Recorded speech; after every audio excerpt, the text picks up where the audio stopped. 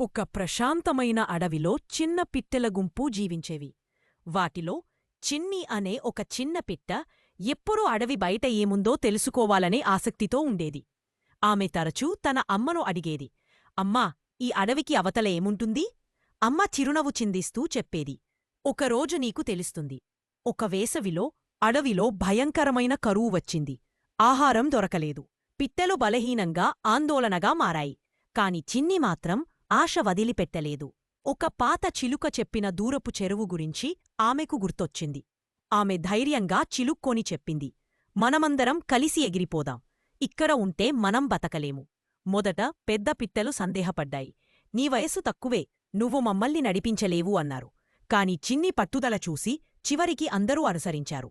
ప్రయాణం చాలా కష్టంగా సాగింది.